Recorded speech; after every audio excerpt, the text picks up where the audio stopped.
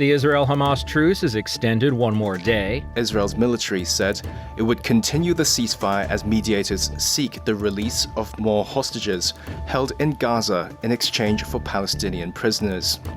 Hamas said in a statement the truce would continue for a seventh day. Plus, Prime Minister Netanyahu is facing pressure inside Israel to stop the ceasefire and to escalate the war. The right wing want Israel to hit Hamas really hard. They say they don't care about the civilian deaths in Gaza. And later, Jewish customers flock to a Palestinian restaurant in New York. COP28 is underway in Dubai, and our daily update from Kyiv. Today is Thursday, November 30th, and this is VOA's Flashpoint Global Crises.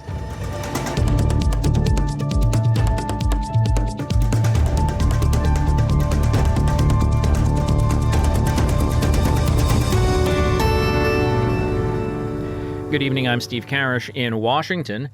At least 3 people were killed and 8 wounded in a shooting attack in Jerusalem on Thursday at a bus stop near the entrance to the city. The police said the 2 attackers carried an M16 and a handgun and started shooting at people before being killed at the scene by soldiers and a civilian. 2 of the wounded remain in critical condition. Hamas has claimed responsibility for the shooting. Israel's hard-right National Security Minister Itamar Ben-Gvir said the attack proves the need for Israel's war on Hamas. Ben-Gvir added that Israel would continue its policy of easing regulations for issuing gun licenses to private citizens. This event proves again how we must not show weakness, that we must speak to Hamas only through the rifle scopes. Through the war against Hamas, we must fight.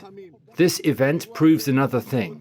How important the policy of distributing weapons is. Despite the criticism, I will continue with this policy of distributing weapons everywhere. All this as diplomatic efforts are moving forward. The fragile truce between Israel and Hamas has been extended for another day to allow for the release of more hostages and Palestinian prisoners. Reuters' Ryan Chang has that part of the story. Israel and Hamas have agreed to stop fighting for at least one more day. That decision came Thursday morning, just minutes before the end of a 6-day truce. In a statement, Israel's military said it would continue the ceasefire as mediators seek the release of more hostages held in Gaza in exchange for Palestinian prisoners. Hamas said in a statement the truce would continue for a 7th day. Hours before the announcement, Palestinians in Ramallah celebrated as Israel released 30 Palestinian prisoners from jails in exchange for Hamas releasing 16 Israeli hostages. Among the Palestinians who were released Wednesday was activist Ahed Tamimi, who gained fame for slapping an Israeli soldier when she was a teenager. She was arrested earlier this month on suspicion of inciting violence.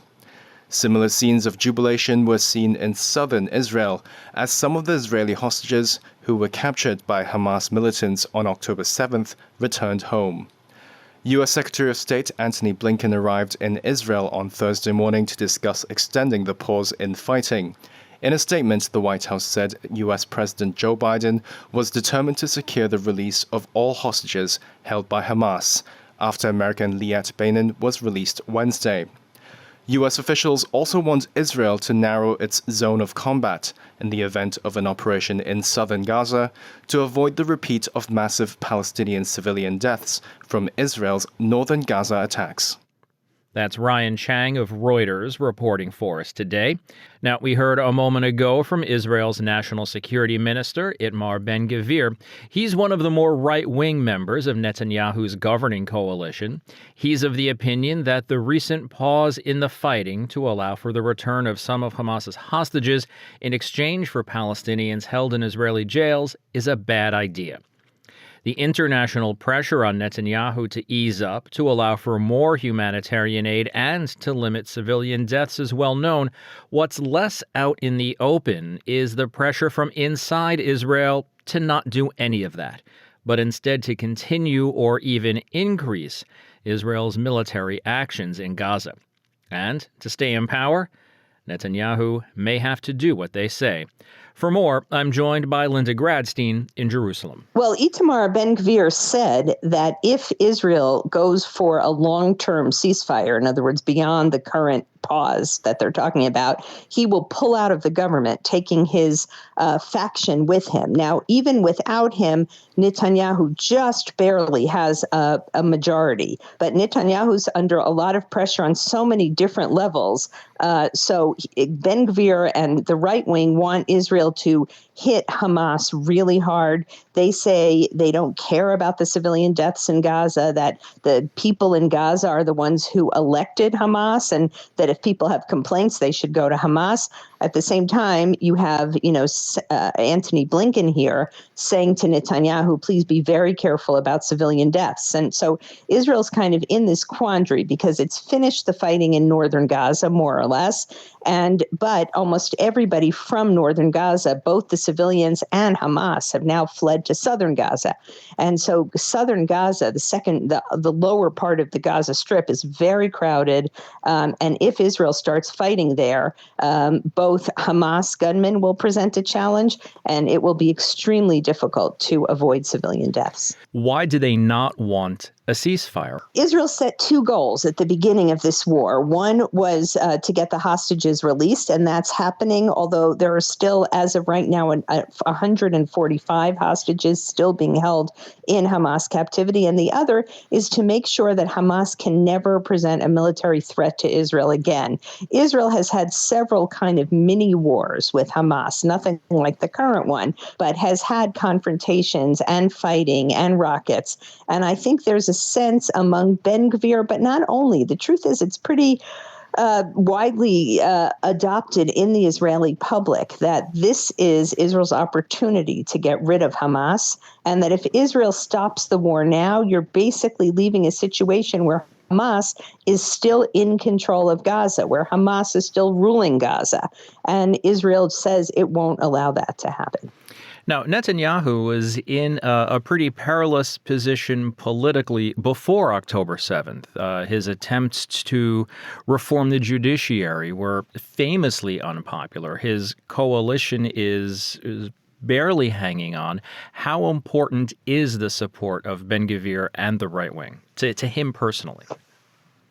Well, I think it is important because that gives him sort of the margin of error. You know, the Israeli political system, you don't vote for the person, you vote for the party. And then the party with the largest number of votes, in this case Netanyahu's Likud, has to form a coalition to get to the magic number of 61 seats. Now, this coalition has more than that. However, and Netanyahu would still have a razor-thin majority. But that, together with his unpopularity, a poll showed that only 4% of the public trusts him now, that if the election were held tomorrow, Benny Gantz, who is a former chief of staff who's joined, his party has now joined the government, at least for the time of the war, would get twice as many votes as Netanyahu would get. So he does not want to go to elections. The other possibility is that the Likud, his own party, could replace him as party leader, and that's another possibility. So he's very unpopular. He's also on trial in three different corruption investigations. It's the first time that a sitting prime minister is on trial at the same time. And I just saw, by the way, that his corruption trial is set to resume next week. So he's got to fight a war and go to court at the same time. As unpopular as Netanyahu is, there are quite a few people in Israel who are saying this is not the time to try to replace the prime minister. That in the middle of a war that Israel is fighting, and that if Israel does continue the fighting into southern Gaza, then they're expecting a war that's going to continue for weeks, if not months. And there are a lot of people who say that only once the fighting ends will it be time to really look at Netanyahu and consider whether or not he should remain as prime minister. VOA's Linda Gradstein in Jerusalem. Linda, thanks for your time. Thanks for your reporting on the subject. Thanks very much. And now to New York City. Following the October 7th attacks in Israel, both Palestinians and Israelis are sometimes ill at ease. In Manhattan, one restaurant is uniting the two groups despite their differences. Johnny Fernandez has the story. A yacht restaurant in the East Village is Manhattan's latest hotspot. Owner Abdul Ilanani says his restaurant has several locations in the suburbs of the Big Apple, but he always wanted to bring Palestinian cuisine to the heart of New York City. I felt like there was a need for that because there wasn't many. I haven't seen any restaurant that's labeled Palestinian. You'll see Iranian, Persian, Pakistani, Desi, Indian, but never actually Palestinian. But his timing was off. He opened the new location just days after the Hamas attacks of October 7th in Israel. His business experienced a serious backlash online, coming primarily from Israel. The beginning, it was bad. We were getting a lot of hate messages, one-star reviews. Ilanani believes the negative reactions were provoked by an online post he wrote about the situation in Gaza. I just posted about how all these mothers are losing their children. I'm a brand new father. We just had a baby October 20, and I just can't imagine for a single second losing my baby now. Help came from where Ilanani least expected it. Some members of the Jewish community stepped up to support the restaurant. New York City pediatrician Michael Harris is a frequent customer. He says he loves the restaurant, although he disagrees with political messages some of its decor might carry. It was a little upsetting, some of the things on the menu. I don't know if you've seen the menu. It says from the river to the sea, which does call for a Palestinian state, from the Jordan River to the Mediterranean Sea, which essentially would dismantle Israel and the Jewish state. So that I didn't love. Despite that, he says he wants to live in harmony with his neighbors. I think coexistence, I think dialogue, I think accepting the other, and I think just recognizing the legitimate rights of both sides to their own country and state. Ilanani says the decor and many words are left for interpretation. Some people interpret it as a way where it's like kick out all the Jews and just keep it as a full Palestinian state. That was not my interpretation. When I looked it up, it literally meant freedom for Palestinians. Lindsay Weiss is another Jewish New Yorker who says her curiosity to learn more about the Palestinian culture keeps her coming back. Coming into a Palestinian restaurant, a Palestinian space, and enjoying Palestinian food and culture gets us closer to imagining what that multicultural, peaceful place might look like. She believes Jewish and Palestinian groups have more similarities than differences, and food is the one element bringing both groups together. Food is really important, so I think coming from that place of common ground and exchanging our cultures and putting them in conversation with each other and realizing that, again, we have so much more in common than we have different. And our goals are actually much more in common than they are different. In a time when peaceful relations seem hard to imagine, this restaurant is showing how two communities can coexist and work together. Johnny Fernandez, VOA News, New York. The World Health Organization is sounding the alarm about the spread of infectious disease in Gaza. WHO Director General Tedros Adhanom Ghebreyesus called for Gaza's vulnerable health infrastructure to be safeguarded as the war-torn enclave faces an increased risk of epidemics and challenges in detecting infectious diseases.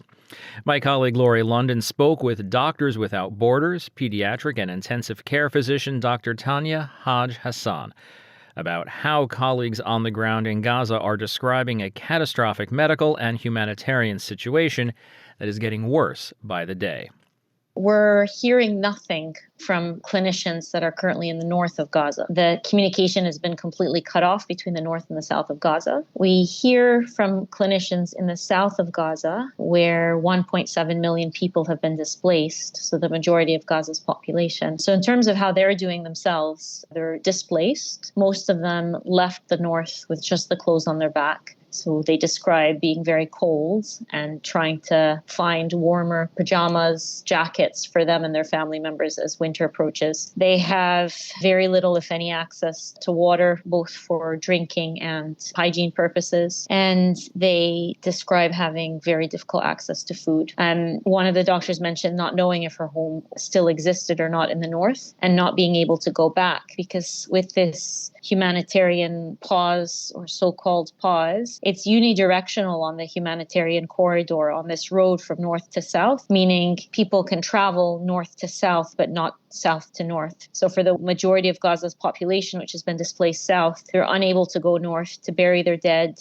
to see whether their houses have been destroyed, and to collect anything from their houses, including warmer clothes. What we've heard also from some of them that are working in hospitals in the south is that they've been receiving a lot of gunshot wounds from civilians who have tried to travel north to bury dead or to search for their loved ones under the rubble, and they get shot on the way during this humanitarian pause. It sounds like the medical professionals, the doctors, are basically living with the bare minimum. What are they doing for patients that are coming in without electricity and potentially medication and ability to treat these people? There are, I believe, a total of around 36 hospitals in the Gaza Strip and only 7 that are still functioning. Those 7 hospitals are in the south, only one of which has capacity to conduct the kind of complex surgeries that are needed for many of the trauma patients. So really, they're working at less than half, anywhere between 25 and 50% capacity of the pre-existing healthcare system at a time when the healthcare needs have exponentially increased, not only as a consequence of direct injury from airstrikes, which we know there are at least 20 to 30,000 injured people in Gaza right now, but also as a consequence of destruction of all the other primary healthcare facilities, and as a consequence of people with chronic illnesses not having access to care for over 50 days now. So people with diabetes, people with kidney failure, people who are pregnant with complications of pregnancy or who need to deliver. So all of these people with cancer who would normally have regular medical visits and have regular medical needs have not been able to access those. And so some of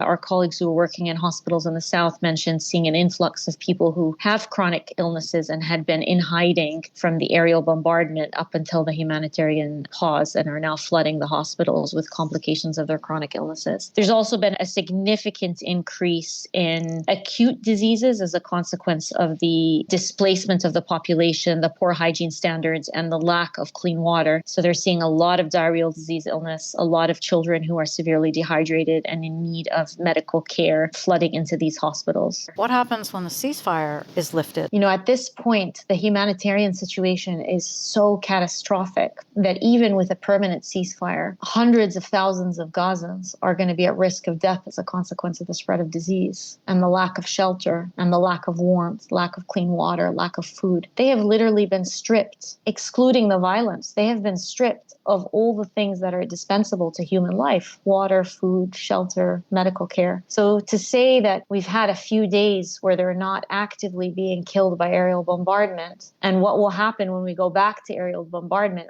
we are seeing the systematic massacre of an entire civilian population in 1,001 ways. That's Dr. Tanya Haj Hassan of Doctors Without Borders. She was speaking with my colleague Laurie London, host of VOA's Issues in the News.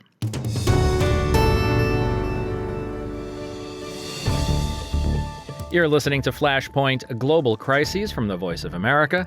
I'm Steve Karish in Washington.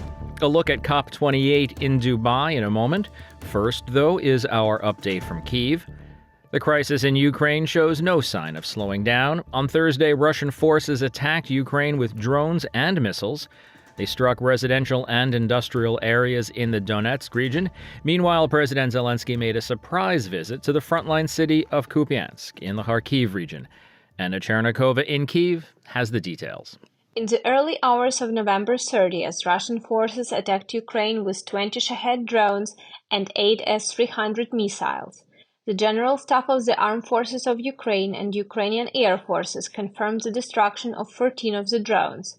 The Ukrainian Armed Forces reported that Russian forces conducted the attack from 2 directions, from occupied Crimea and from Primorsko-Akhtarsk in Russia. According to the Ukrainian authorities, the cities of Pokrovsk, Mirnograd, and Novogrodivka in the Donetsk region were attacked with S-300 missiles. As a result of the attack, residential buildings and other civilian infrastructure, including police station, vehicles, and garages, were destroyed and damaged in the Donetsk region. At least 10 people were injured, 1 person killed, 4 civilians remain missing.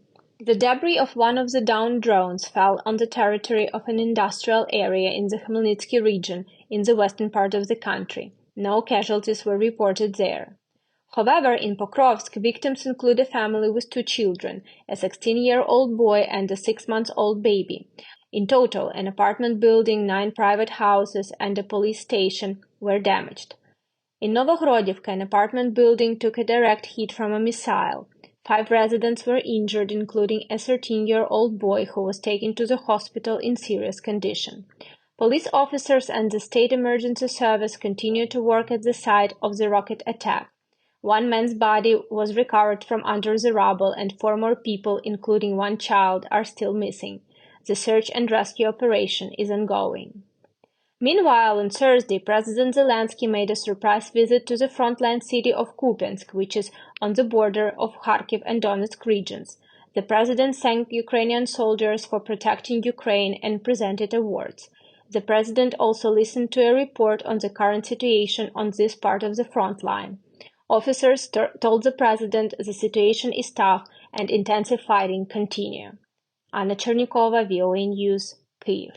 The COP28 climate summit is underway in Dubai on Thursday. As Henry Ridgewell reports, the meeting comes at what scientists say is a crucial moment in the climate crisis and the fight against global warming, with warnings that the world is on the brink of irreversible and catastrophic climate damage. Scientists expect 2023 to go down as the hottest year on record.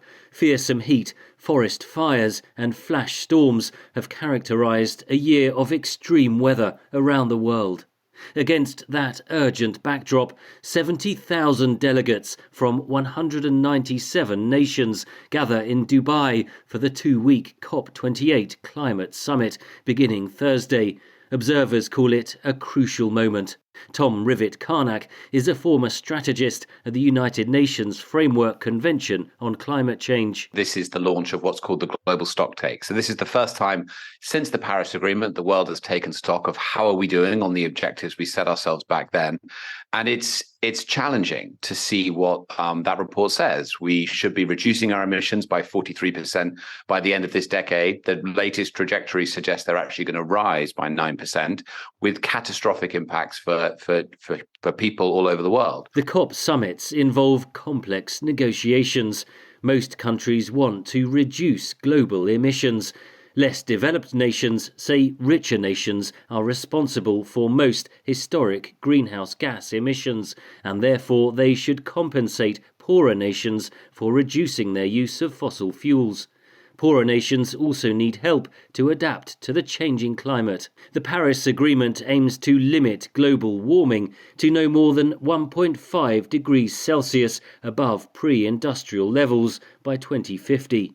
Visiting Antarctica this month, where the ice is now melting 3 times faster than in the 1990s, the United Nations Secretary-General said the culprit was clear. It is absolutely crucial to end the addiction to fossil fuels. Fossil fuels are the first source of climate change. And I hope that the next COP will be able to decide the phase out of fossil fuels with a clear time frame that is compatible to guarantee that the temperature will not rise more than 1.5 degrees. The leaders of the world's 2 biggest economies, US President Joe Biden and his Chinese counterpart Xi Jinping, agreed to deepen cooperation on climate change during talks in November. Former UN strategist Tom Rivet-Carnac. What you see is that if the US and China are in lockstep and have a clear sense of what they want to achieve together, it's much easier for the world to come together around those commitments. However, a US official said this week that President Biden would not be attending the COP28 talks. No reason was given. US climate envoy John Kerry will be leading day-to-day negotiations for the United States.